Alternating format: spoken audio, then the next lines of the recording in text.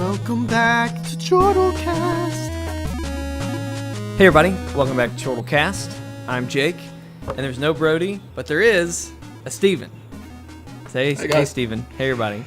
Good to be here. So, now that we have Steven doing more stuff with the channel, that means that I don't have to do a Jake Solo special when Brody has to go off to do something during the time that we would normally film the podcast. So, I'm glad that Steven's here. So, Steven, how are you?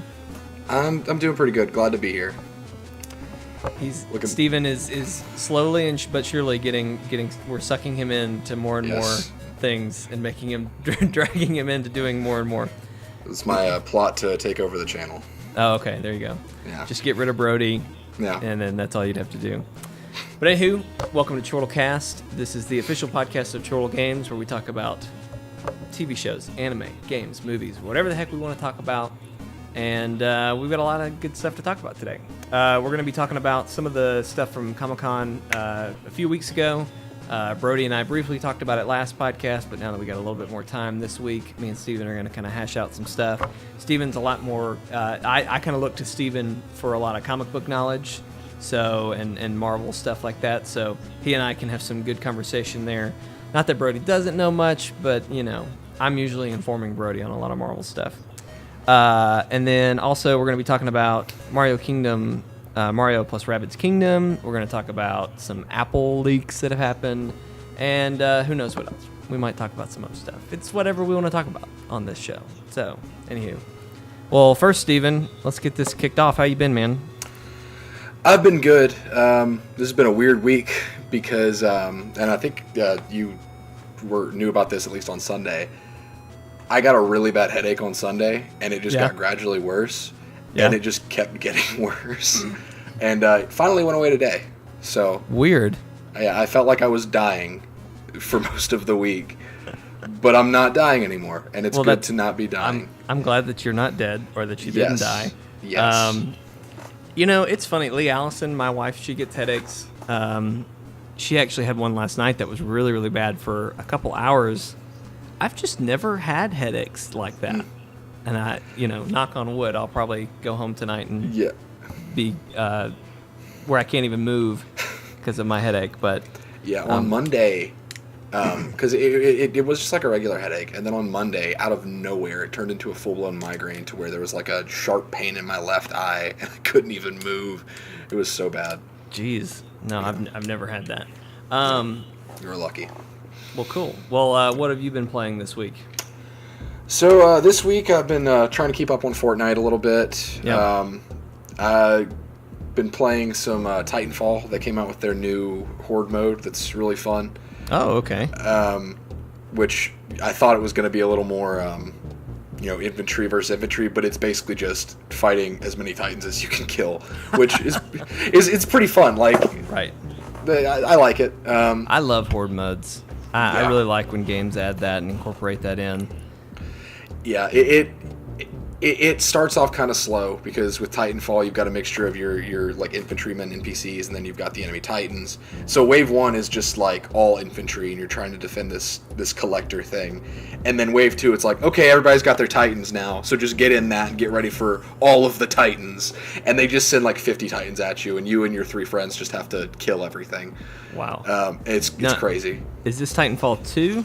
Yeah, Titanfall 2. Which Titanfall 2 was way better than anyone had expected it to be, and people have said that EA kind of sent it to a death sentence because it came out right around the same time as Battlefield 1 in October. I was about to say there were like 3 or 4 shooters that all came out within a week of each other. Yeah, and they just kind of it's almost like they all killed each other. Like people could buy one game, and so their numbers got just divided. So yeah, and I bought it kind of off impulse.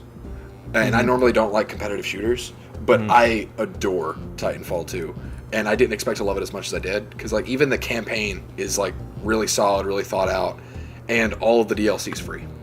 Oh, wow. I didn't from know launch. That. Yeah. So this Horde mode was just a free update they were giving everybody. Well, so I've been playing that a good bit with Miles. We did some of that last night. And then you said you were playing some Pyre? Yes. How are you liking that? I've heard a lot about it, but... So Pyre, for those of you that don't know, is made by Supergiant Games, who did Bastion and Transistor. Right. And what they're known excellent for, games. wonderful games. Bastion's one of my favorites. Mm-hmm. But Supergiant's known for making very artistically, artistic visual and musical games. Right. And this game is no exception. Like the art style is really cool. The soundtrack is really neat. It's very different though, and you're gonna probably kind of cock your head at this, but it's a sports game, right? Yeah, like you're playing a sport. It's like basketball tag with fantasy RPG elements. That's a better explanation than I've heard from a lot of people. That it's just, I've heard that it's a sport and it's a really hard to explain sport. But yeah, like so basically the whole premise of the game is you are the reader, which is you are able to read because literacy is forbidden in the Commonwealth, which is society. And I'm explaining this best I can because I'm not too far into the game yet. Right.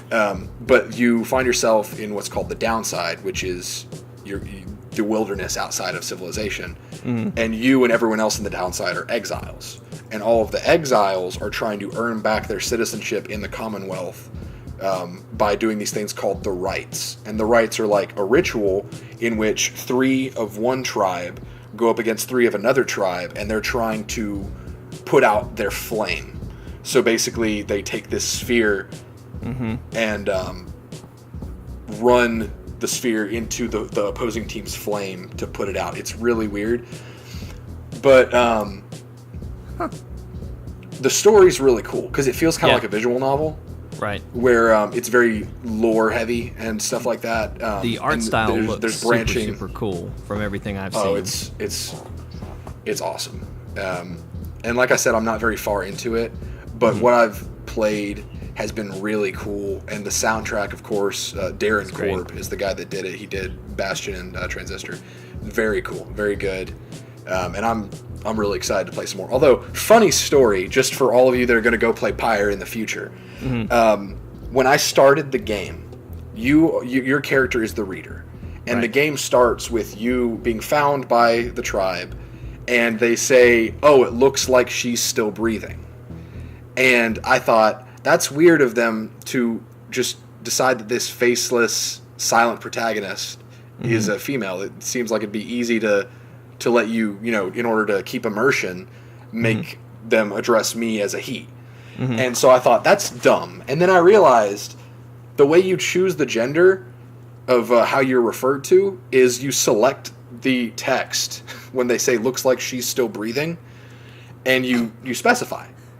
I didn't know that. So I went through like an hour of gameplay as a woman, and I started over. So just because I didn't read, and you're not a very good reader. To my credit, I know it's the title of what I am in the game, and I suck at it, not showing my worth very well. But to my credit, it didn't actually say, unless if you hovered over the text, go here to do this. Gotcha. So I had to look it up. And the funniest thing, I didn't know that was an option until I was listening to the soundtrack. And in one of the songs, they address the reader as they. And I thought, that's weird. If it's a girl, why didn't they just say she? And I did some digging, and I researched it. And sure enough, I'm stupid because I didn't know that you could pick the gender. So that's been my experience with Pyre. Great game. Well, if you try Pyre this weekend, now everybody knows. That's the lesson to be learned. Yeah. Well, so is it Pro tip, is it fun? Secret cheat code. What? So is it fun? Like, are you enjoying it? Because the thing that's keeping me away from it is it's a sports game, and I'm just not big into sports. But it sounds interesting. It is fun in the sense.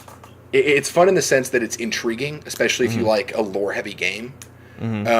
There's RPG elements, so you have a cast of characters, and you can upgrade them and choose what skills they have. But the sports section, it feels like a RPG battle system that is based off of a sport. Okay. So it's not to where it's just like your typical sports game. It's like it's basically like playing basketball if you had 3 people that were characters with skill sets. Kind of. Well, I might have to check it out. But Yeah. that's been one that's been interesting. And of course, we're both playing FortNite. That's all I've been doing is Fortnite. Yeah. I've been trying to do some here and there, but I'm neglecting to do a public server because I don't like people. So Well, all the ones that I'm trying to do it all myself. all the ones that I've done, I haven't had voice chat on or anything for any of them. But I've just been Yeah. I've basically been helping people defend their storm shields, which Right. I don't think we've done that in our videos yet. But basically, there's the big storm defense pyramid that you have to protect, and that's kind of your home base, your fort that you're constantly upgrading, constantly protecting.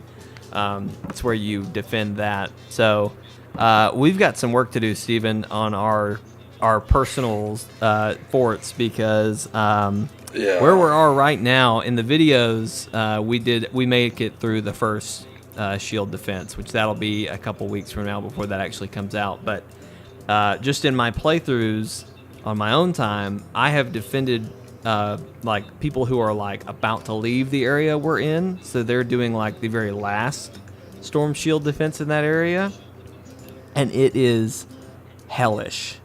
I mean, literally hordes and hordes. Like, I mean, we've seen small little 10 or so waves of monsters. These are like hundreds of husks coming at you, plus a giant blurb every round. And like there are ones that we haven't even, like, I have not seen in my own, like on my own missions. I have not seen these, but they're giant purple husks. Not like the big tank one. There's also one called a soul sucker. I don't know if you've seen that. Have you seen the soul sucker? I have It's not. like it's one that kind of floats around and it's purpley. That one's scary, but there's also one that looks just like a regular husk, except it's like double the height, and it's purple, and its eyes are glowing, and it shoots lasers out of its eyes. Oh, and it's because of course. I know, right? But it is devastating. It blows straight through your shield. Yeah. It's been rough, and I've got like epic equipment. I've leveled up. I actually got a new ninja character that I really like. He's one of the dragon people. Oh, you got a dragon. I got a dragon, which is what I wanted. I think he's an epic. No. He's a rare hero, so he's not quite epic. But I've leveled him up to level 2. So I've got a pretty strong character, but man, it's just we've got a lot of work to do. Yeah. See, I got on the other day, and I was like, I'm gonna work on my Stonewood defense place, like my shield base.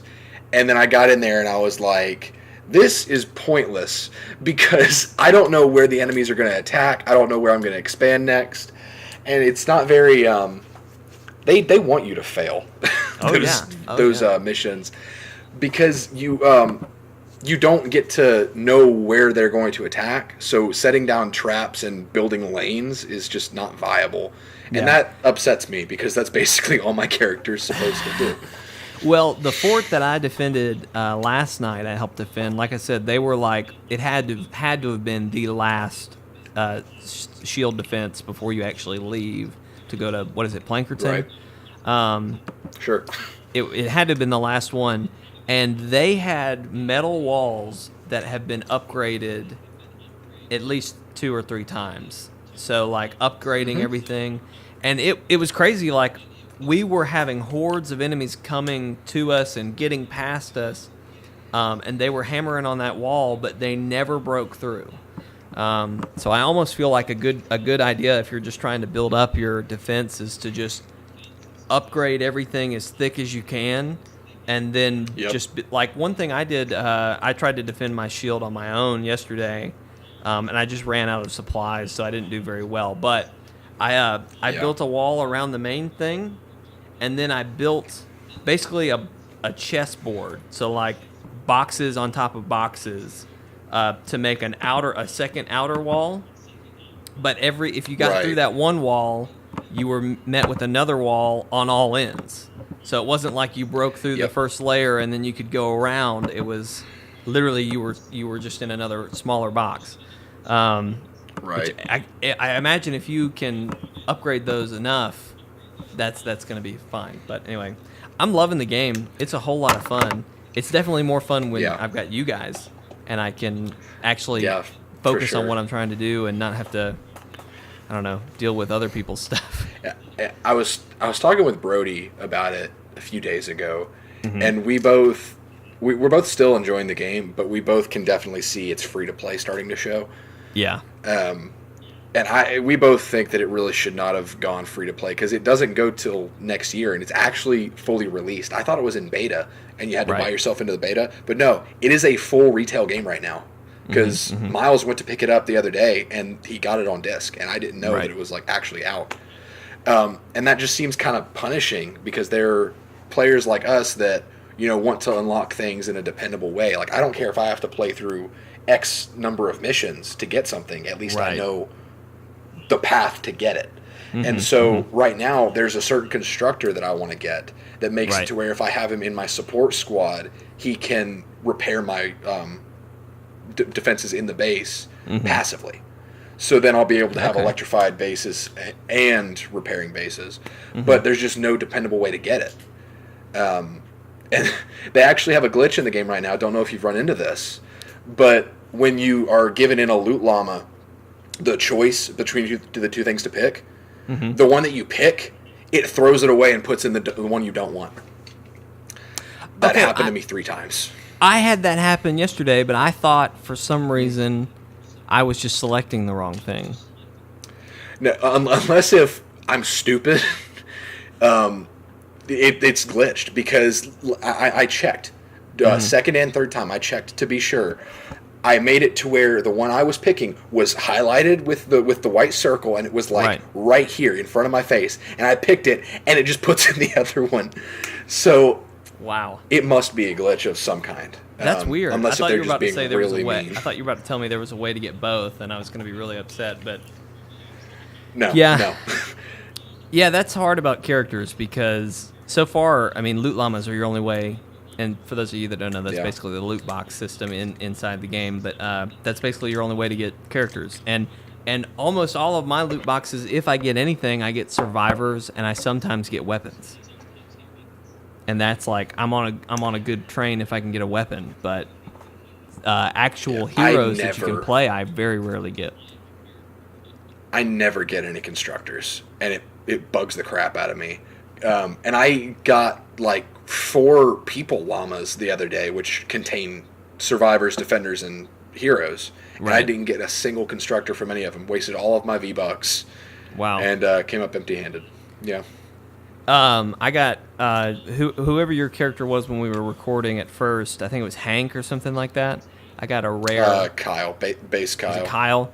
I got a rare Kyle the other day. Oh, I don't know if you know about this. I figured this out recently. You know the collector's book in your resource panel?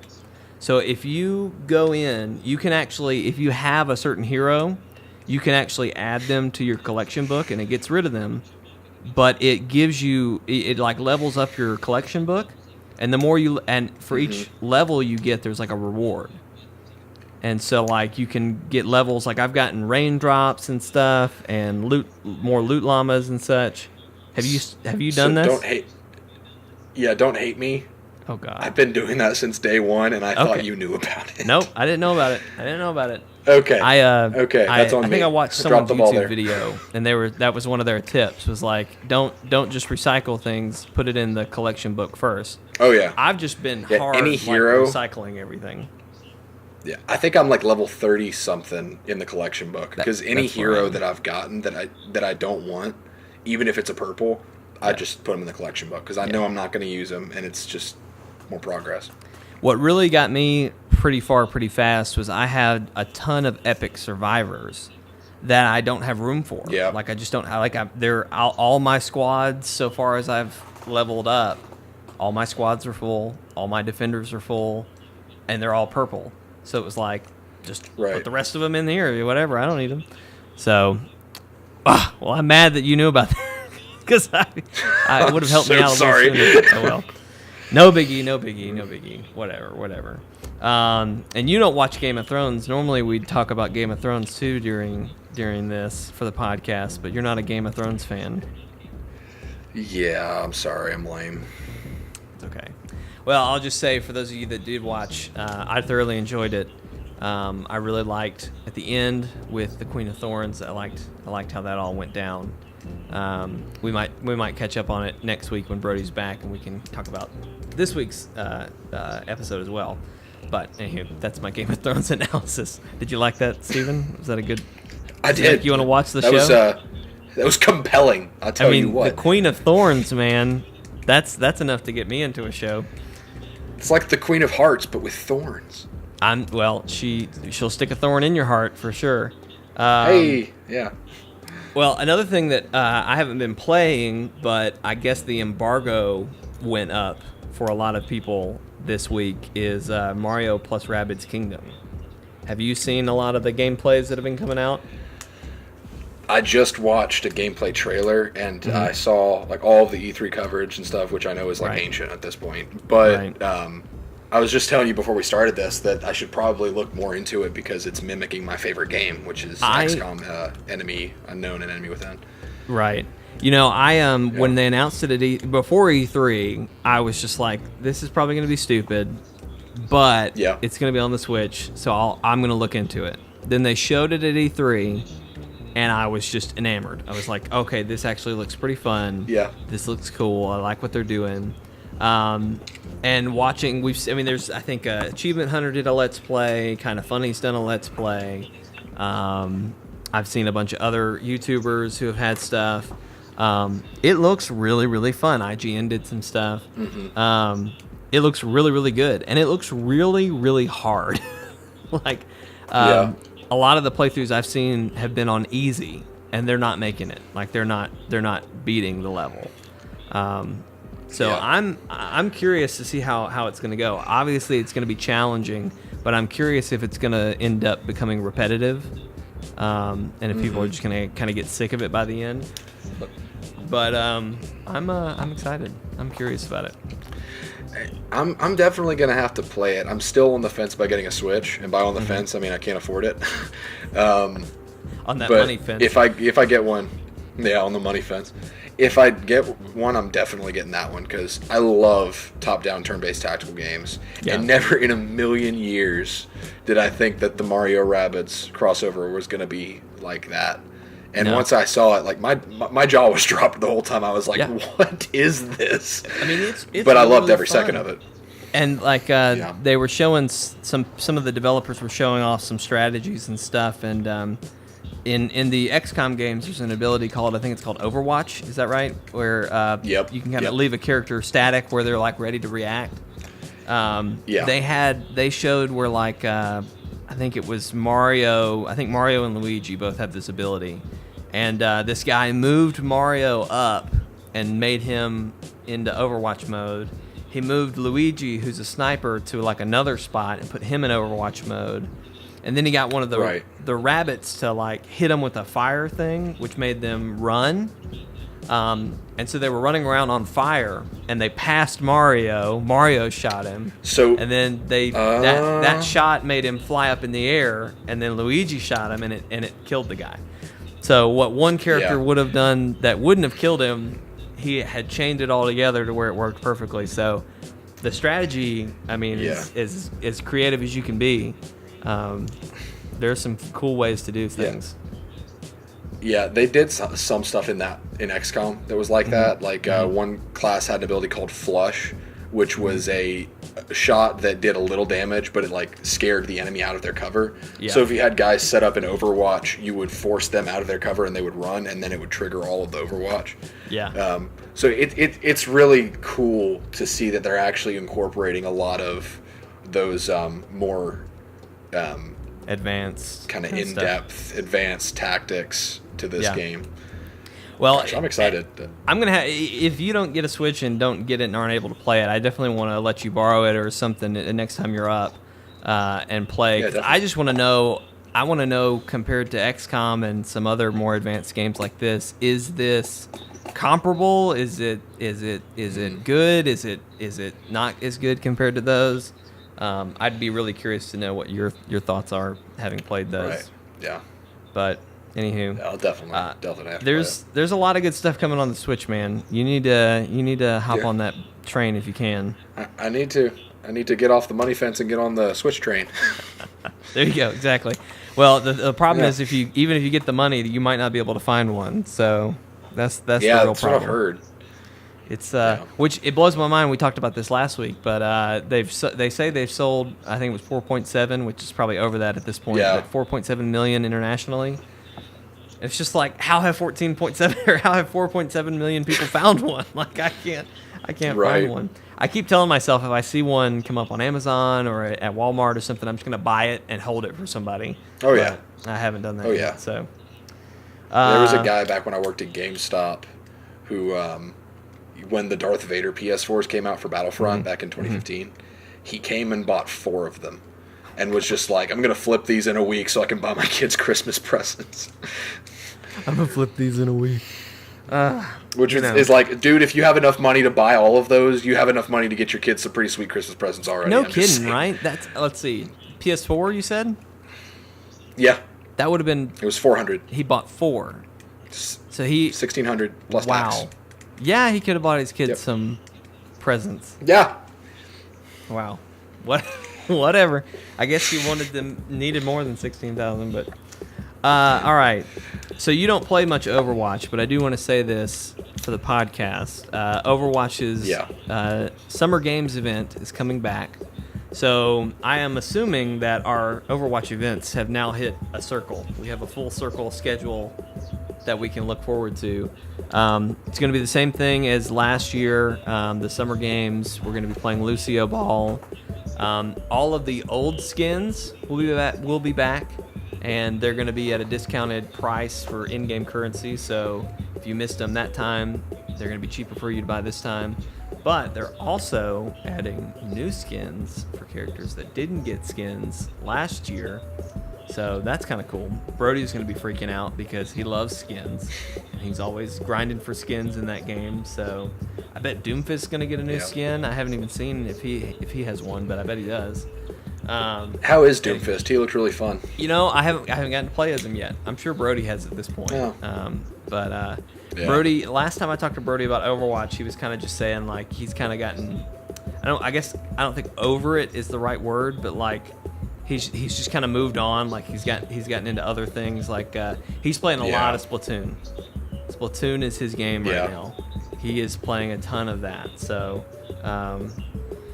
so he hadn't tried it out yet, but I need to get back in. I've just been too busy doing FortNite stuff, and there's a lot out. There's not a lot out right now. So, let's see. What else do I want to talk about? So, have you seen the Apple leaks that happened this week as well? A little bit. You were talking about it earlier, but refresh my memory.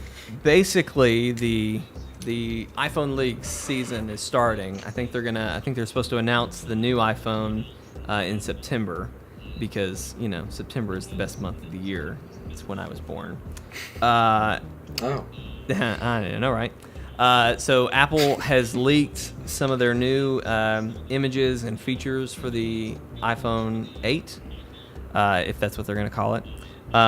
Basically, they're taking away the home button, which, if you know the layout of an iPhone, there's the home button, and it's kind of got its own little section that's not really a screen, and there's another layer of that on the very top of the phone where your camera is and all that stuff. Basically, by eliminating the home button, they eliminate that extra dead space, and so now the whole phone can be a screen. So actually, they could make the phone smaller and still have a bigger screen than ever before, which is kind of interesting. But the catch is, right now, your home button is scanning your thumbnail or your fingernail or whatever. What am I saying? Fingerprint to get in your print. Now they're saying it's going to do face recognition. It said 3D face recognition. I'm assuming it's going to be very similar to what Snapchat does for the face filters or whatever. So there's that.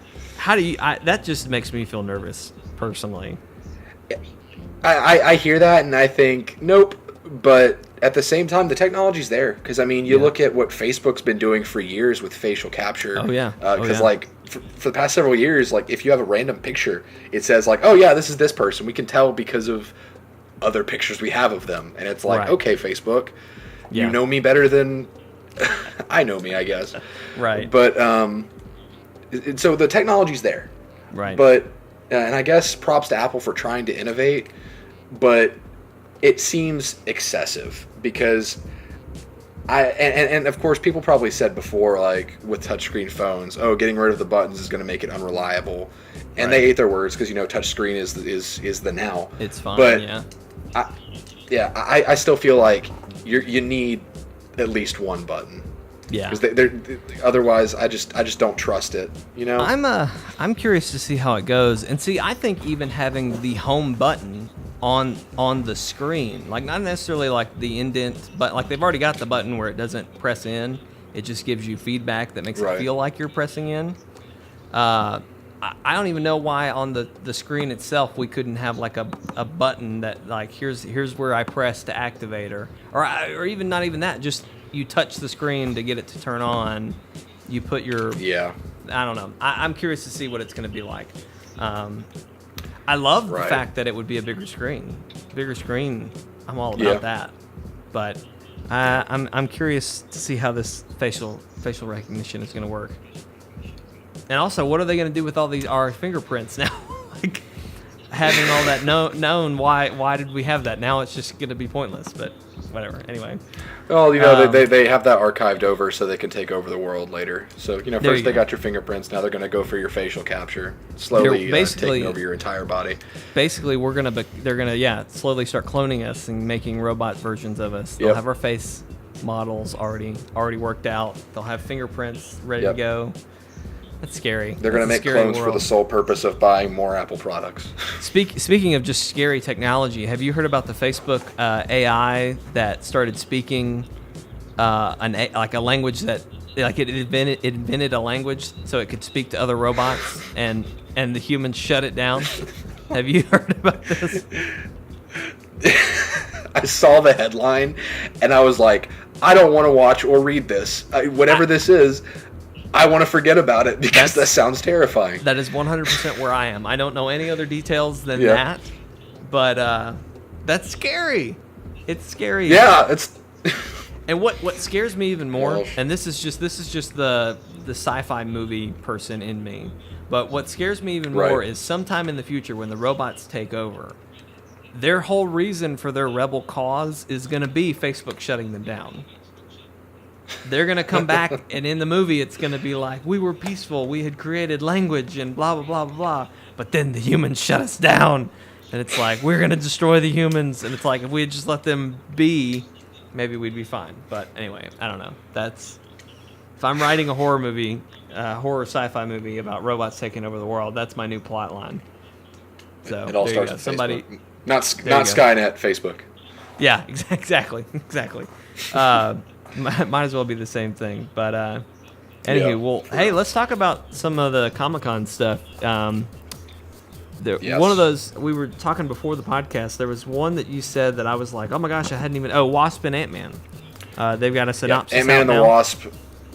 Yeah, the synopsis is out, and they just began filming a few days ago, I believe. Right. And I've actually got the synopsis pulled up here, and I can read it if you want me to. Yeah. Okay.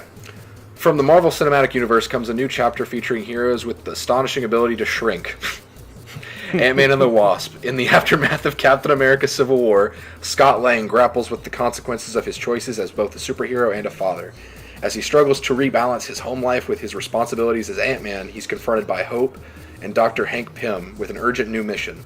Scott must once again put on the suit and learn to fight alongside the Wasp as the team works together to uncover secrets from their past. So, you saw Ant-Man, right? The first one? Yeah, oh yeah. Loved it. I got to meet the editor of it too, yeah. Oh, really? That's awesome. Yeah, it was really, really cool. He showed us a lot of the clips, and you remember when he broke out of jail and the ants kind of came in, they gave him the suit, and he is riding the ant out? Yes. So originally that scene Originally, that scene was completely not silent, but there was no voiceover. It was just the action. Yeah. And they were like, Yeah. and the editor, he was like, "This is dead. Like, we need them to do something." So instead of paying the actors to come back in, he was just like, "Hey, just hop in your car, get on your iPhone and record it and send it to us that way." So some of the audio from that scene is iPhone audio. That's funny. Isn't that crazy? So anyway, I'm sorry, Ant-Man. The synopsis sounds really, really cool, but Yeah, it makes sense. And they did cast someone to play Janet Van Dyne, Right. Hank's She's coming. wife, Michelle Pfeiffer. right, And she'll be we back. saw her briefly in the quantum realm at the end of the first one.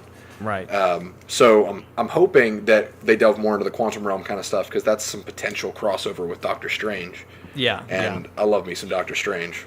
Yeah, I was kind of I was almost expecting to see Hank's wife and Doctor Strange somewhere in one of those quantum realm shots. I was almost waiting to see that again. Well, that's cool. And then I also heard they have an actor playing Goliath, I think is his name, and he's supposed to be a character who can grow and shrink a lot like Ant-Man. Yes, I believe I've just seen headlines of it, but I'm really curious to see how that's going to play in. I forget. I have someone in mind for who Goliath is, like character-wise, and I think he may have been a Thunderbolt for a while, but he might. It's Lawrence Fishburne, Morpheus from The Matrix. That's right. Yep. So that's good. That's going to be interesting. So, yeah. But it's in the synopsis. It's saying, after the events of Civil War. When does this take place? Well, it comes out July 6th, which is a couple months after Infinity War, and that's what I'm wondering, because Ant-Man is in Infinity War. We know that. Right. He's confirmed. We don't know how much he's in it, which that's another story that I saw on the internet. He's not anywhere in the promotional materials. And it could be a joke, because, he's the size of an ant. We just can't see him. Hilarious. He could be on Captain America's shoulder again. Probably. But we just can't see him. So he's in the beard. Yeah, he's probably in the beard. That's the first place people would look, though, because the internet's freaking out about that beard.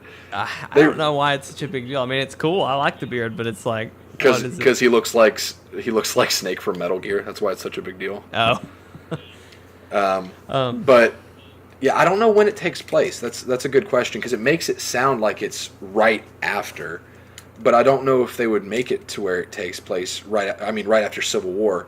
I don't know if they would make it take place right after Civil War, because that almost seems kind of sloppy. But yeah, and that's what kind of bugs me. I wonder if they just are kind of trying to be coy in the synopsis and not really say that Infinity War is going to do something. It could be that they're saying after the events of Civil War and Infinity War, this has happened and he's feeling this way. But that's interesting. So will honestly, that be the first movie after Infinity War? Yeah, because it goes from this point on, Thor Ragnarok, then Black Panther, then Infinity War, then Ant-Man, and Captain Marvel's I forget what comes out somewhere. I think Captain Marvel is between Infinity War 1 and 2. And here's what I'm wondering, and this would make sense from a narrative standpoint, if Ant-Man and the Wasp does take place either during or right before Infinity War, so that Ant-Man may not be in the entire movie from the beginning. So maybe when he shows up in the middle of Infinity War, it's literally right after Ant-Man and the Wasp, and so you're wondering, oh, where's Ant-Man been this whole time? And they could do that because the movies come out like 2 months apart. Right. So there wouldn't be much dead air to wonder what Ant-Man was up to while we didn't see him in Infinity War. Okay. And that's almost what they have to do, because I told you this the other day, Thanos is in Avengers 4. Right. Which means they're carrying over whatever happens in Infinity War into Avengers 4. So movies that take place between Infinity War 1 and Avengers 4 don't seem like a lot can happen, because They have to happen like right next to each other. Yeah. What I've kind of always Or at least thought you would think be so. cool, and I don't have any insider information on this. I always thought it would be cool, or I always assumed that Infinity War 1, so Avengers 3, Thanos would get his power gauntlet, he would have all the Infinity Stones, and he would rewrite reality. And so all the movies that are in between could do pretty much whatever they wanted, because it's a Thanos reality, if you will. And so everything's going to be weird and mixed up. And then Avengers 4 is going to be them still, despite the universe being rewritten, all coming back together and somehow stopping him. But I feel like that's a huge undertaking even for what Marvel's already done. I mean, that almost to me would be the next level of what they'd have to do to achieve more than what they've already done. Here's what makes me think. Okay, I've got it pulled up now. It's between Avengers Infinity War and Avengers 4, it's just Ant-Man and Captain Marvel. And we now know that Captain Marvel takes place in the 90s. Right. Yes. So it could be that's how they're avoiding it. Yeah, they're basically, I think they're going to make it to where Avengers Infinity War, it may resolve, but it's going to be picked up with Avengers 4 right off of Avengers 3. And so Ant-Man and the Wasp almost has to take place before Outside Infinity of that War starts. timeline. Otherwise, yeah, because if you've got Ant-Man and the Wasp doing their own things on Earth while Thanos is wrecking the galaxy, it just doesn't make sense narratively. Right. Because they're a bigger fish to fry. Right. Huh. I wonder, and doesn't Spider-Man, Spider-Man's the next, Spider-Man's sequel is going to be after Infinity War 2 or Avengers 4? Yeah. Okay. Yeah. I knew he after was Avengers starting 4, off you got something. Homecoming sequel. Yeah. I wouldn't be surprised if they completely revamped the Avengers after Avengers 4, and it was like Spider-Man was one of the core members of the team, and they were leading. They have said that, well, for one, in the Avengers Infinity War footage that they showed at Comic-Con, Spider-Man was wearing his Iron Spider suit. And also they have said that Avengers 4 is the end of the MCU building up to where we are. So that means we're likely going to lose Iron Man, Thor, and Captain America in some capacity, and we're going to move forward with new leadership, a new team. And Spider-Man's, of course, they're going to try to make him the flagship of that, but the Sony deal is still not perfect. So there's some stuff up in the air there, but yeah. Yeah, I'm afraid Sony's I'm afraid Sony's gonna kind of bail on that whole deal that they've got going right now, and I hope they don't, because I mean this last Spider-Man movie was awesome, but it was. That's my fear. And I don't know if you've heard about this, but Sony is doing their own villain movie series, starting with Venom, and it's going to star Tom Hardy. And then they're doing Black Cat and Silver Sable, which is a movie no one asked for. But not only that, but the guy that played Matt Gargan in Spider-Man Homecoming, Scorpion, he apparently is going to be in Silver Sable, Black Cat. And so even though Kevin Feige, the head of Marvel, has said these movies do not take place in the same universe, because Sony technically still holds creative control, I think, they're basically saying screw you to Marvel and doing their own thing, taking characters from the Marvel Studios movies and bringing them to the Sony movies, which is just awful. So I've always wanted Black Cat to come into the Spider-Man movies, but not quite that way. That's not exactly what. Not like this, Jake. Not like this. No. It's crazy. It's just now that Marvel's out on the scene, I don't think any studio holding a Marvel property can ever really do it justice. Nope. It's now that we've seen what Marvel can do, nothing Sony or Fox puts out is going to be nearly as good. Well, I mean, Logan was really, really good. That was one of the best I've seen in a while from a different studio with the Marvel property. But that's lightning in a bottle they can't catch twice, though. Oh, did you hear that Mads Mikkelsen wants to play Doctor Doom, and they're doing a Doctor Doom movie? Why are they doing so many villain movies? I don't understand this. Because Suicide Squad was good in the box office, and even though it was critically panned to be a pile of garbage, which it was, people are hopping on the bandwagon. It's kind of like, when people saw Deadpool succeed, they did not see this movie did well because it was true to the comics. They saw this movie did well because it was rated R. And so now we're leaning more towards rated R superhero movies because they're trying to catch the same lightning in a bottle that a movie caught, but using a different bottle that is not meant to catch lightning with. And so that's why, like, Logan, fortunately, it needed to be rated R, but now moving forward, like, Fox is probably going to try to use more of its mature characters. I bet you money Gambit is going to be rated R. They're going to try to make it as rated R as they possibly can. Definitely. And I don't think it's going to translate well. And they're going to wonder, what happened? We made it rated R and everything. But I don't know. People are stupid. When I was speaking to the editor of Spider-Man, and he edited Spider-Man: Homecoming, and he had edited Ant-Man. That's awesome. He was saying that Deadpool to him that's the start of the end of the superhero movie era genre.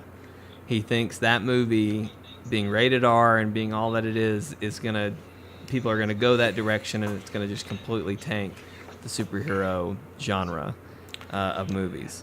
Which I was confused when he said that, but now with hindsight, I really, that makes a lot of sense. Yeah, I think Sony with their Venom movie, because I heard a rumor that Carnage is the villain. And I don't know how much you know about Carnage. Yes. But you can't keep Carnage below rated R, really. No. He's all kinds of messed up. I mean, yeah, I forget what the character's name is, but who is Carnage? Oh, gosh. He's like a serial killer. And he's given I'm gonna look it up because it's on the tip of my tongue. Symbiote to feed off of him. It's crazy. Venom, I kind of understand. Like, of all the ones that they're doing, that's Cassidy. the one. What was his name? Cletus Cassidy. That's right. The Venom movie, out of all these, even Suicide Squad and all these other ones that are coming out, a Venom movie makes some sense to me because in the comics, he is somewhat of a chaotic good force. Right. And sometimes he's trying to do things, sometimes he's just going crazy fighting Spider-Man. But here's the problem with a Venom movie. It doesn't have Spider-Man.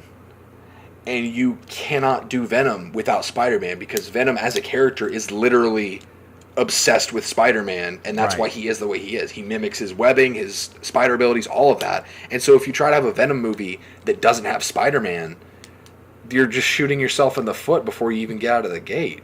But are they gonna... I can totally get that Tom Holland will probably not be in that movie at all. But surely they're gonna talk about Spider-Man. Don't you think? Probably.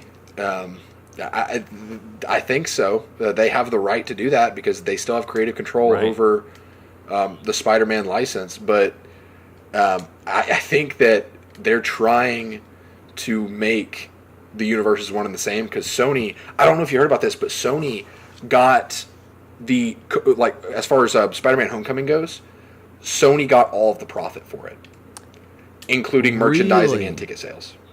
Yes, Marvel Studios did not get anything. So Sony is just being a complete dirtbag right now, trying to piggyback off of Marvel Studios' success, trying to kind of leech off the MCU as a parasite, saying, oh, these movies take place in the same universe. And then Kevin Feige's like, no, they don't. Stop it. And I saw a meme that was pretty great in Star Wars Episode 5 when Darth Vader goes up to Lando and he says, I've altered the deal. Pray I don't alter it any further. They did Amy Pascal, the head of Sony Studios, with Darth Vader's face, and then Kevin Feige was on Lando, and he said, this deal's getting worse and worse all the time. That's awesome. But it's kind of true. Wow. Because they're really... That blows my mind, though. That if that's true, that's crazy. Which it kind of shows you, like, kind of the heart behind Kevin Feige as a head of the studio, because he knows that the fans want Spider-Man, and he really took a short straw with that deal to get Spider-Man. Yeah. So I respect that, because even though, like, you know, saying, like, Spider-Man probably got a bunch of people to go see Civil War, because a Captain America movie, people don't exactly jump out of their seats for a Captain America movie, even though, you know, those people are dumb because they're amazing. But seeing Spider-Man definitely helped. Yeah. And so Marvel's definitely getting profit, but not actual money profit. That all goes into Sony's pocket. Yeah. Huh, that's crazy. Well, let's talk about another team. Defenders is coming out this month. I cannot wait. I'm so really excited. I said this when their original trailer came out. I'm hoping to get that same feeling that I did in the first Avengers movie. When I went to a midnight premiere and I watched it, and there were a bunch of, obviously, I'll probably be at home in my pajamas watching this, but there were like all these other fans we were all just cheering, like, here it's this moment, all these heroes are finally coming together. I'm kind of hoping for like almost a downplayed version of that again. The chemistry that I've seen through the trailers, and especially what they showed at Comic-Con, looks like this is going to be awesome. Yeah, I've read some reviews of, I think, the first 4 episodes by, you know, people that got early screenings. Right. The team up takes, like, because I think Iron Fist and Luke Cage meet up, and then Jessica Jones and Daredevil meet up, but they don't meet up as a foursome until an episode and a half in or something like that. But it's very much a triumphant moment. Yeah, me too, actually. But I do love the interactions that I've seen between Iron Fist and Luke Cage. Like in the first trailer, watching Danny punch Luke in the face with the Iron Fist and watching his skin just shatter was awesome.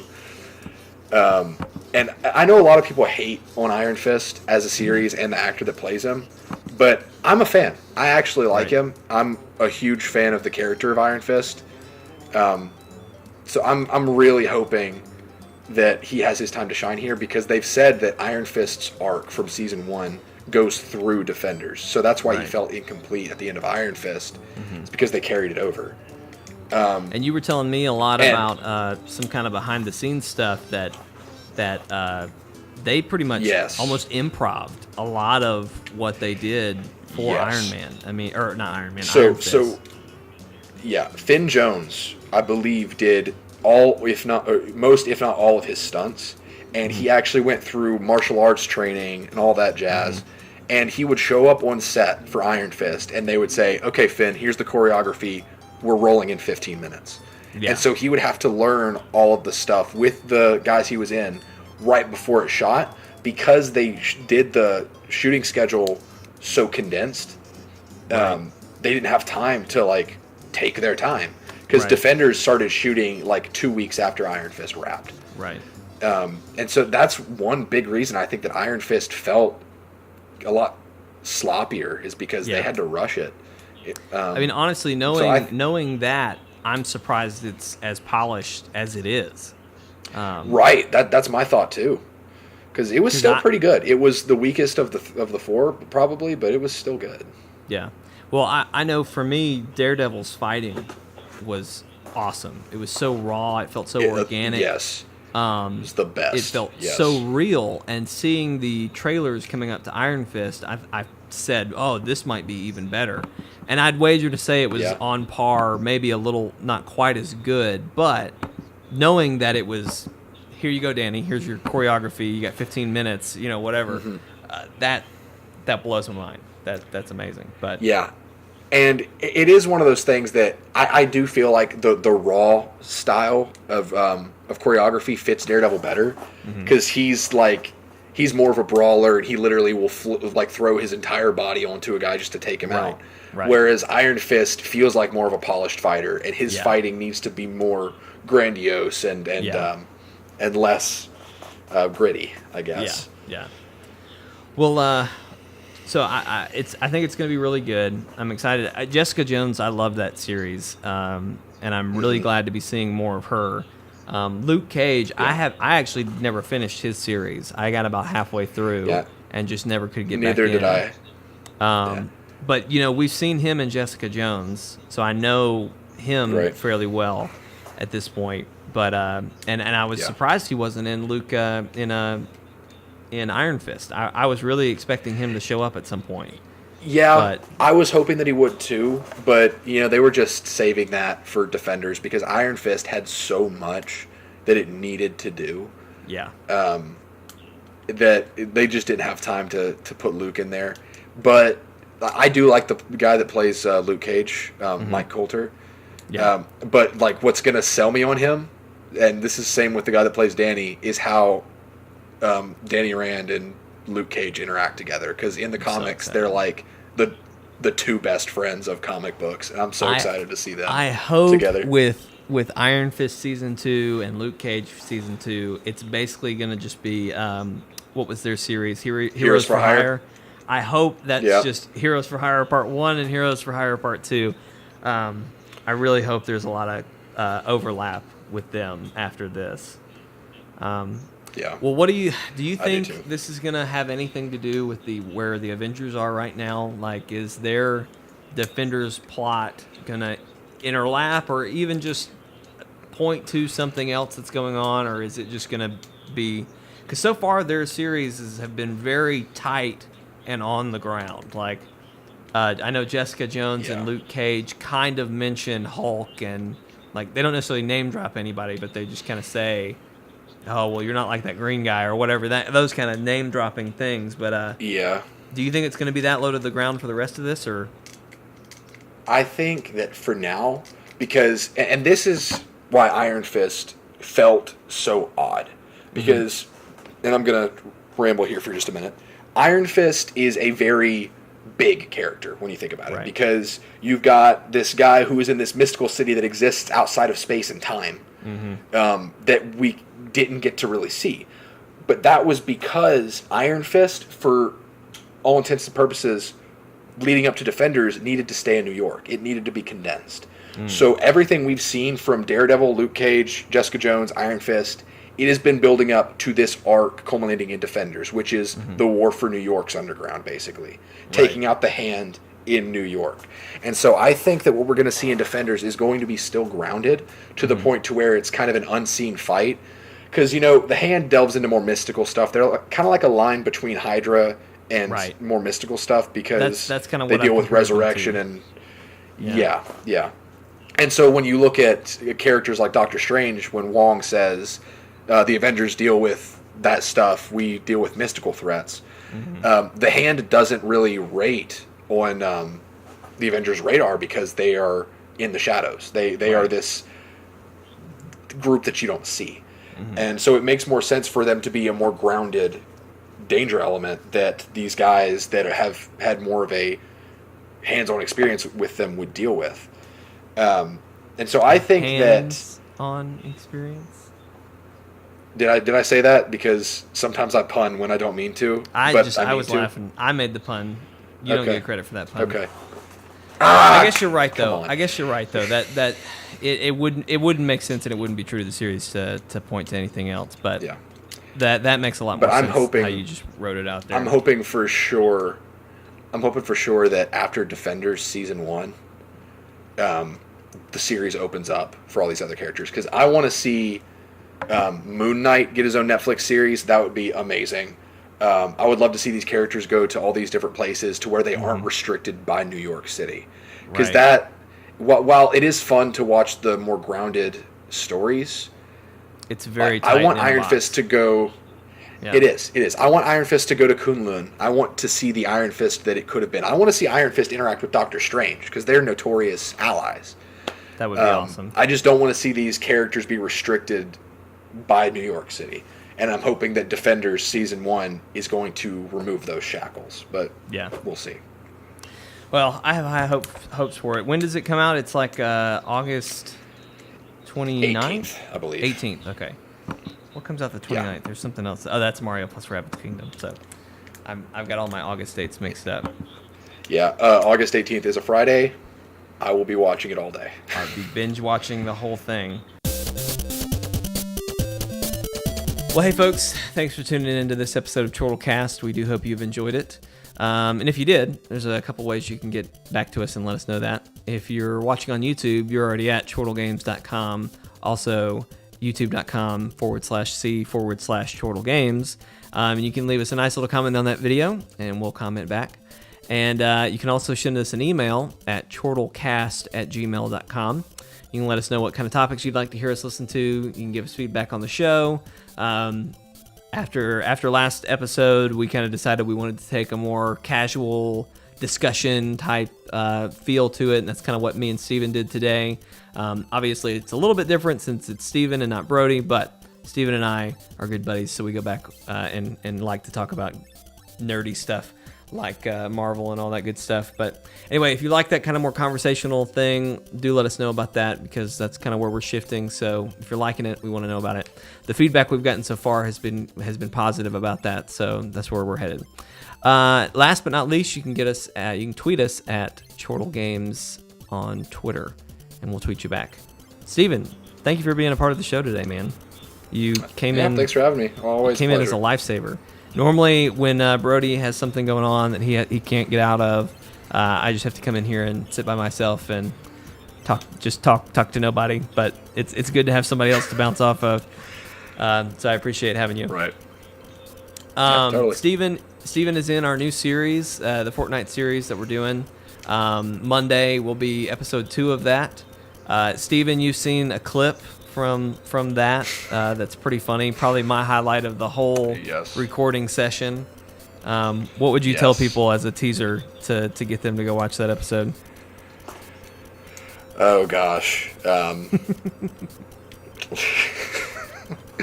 Don't wear headphones. That's my advice. Don't wear headphones, and you may need some sunglasses. That's great. I love it. Yeah, wear sunglasses and don't wear headphones. But yeah, it's going to be a good episode of FortNite. We do our second mission. I believe that's where we find Lars, which is a fun little mission, and do all that. But it's fun. There's some good funny moments in there. Then Wednesday, we're going to have Lee Allison and I play a game. Since we talked about Spider-Man so much, it's kind of funny. Lee Allison is going to do the Spider-Man Homecoming VR experience that they released prior to the movie coming out. So it's very funny. Lee Allison's a huge Spider-Man fan, so she's shooting webs and having a great time. She stopped Vulture, so she's a hero, a true hero. But yeah, so you can look forward to that. It'll be pretty funny. And then, of course, next Friday, we'll have another episode of Chortle Cast. So look forward to that. So, again, thanks, Steven, for joining us. Do you have any final... I usually toss to Brody for some final words. Do you have any final words before we leave these people? Always reach for your dreams. Okay. There you go. You heard it. You heard it here, folks. Always reach for your dreams. They may not be attainable, but you can reach for them. We'll see you next time. Reach for them. Like, you may not grab them, but... There you go. Exactly.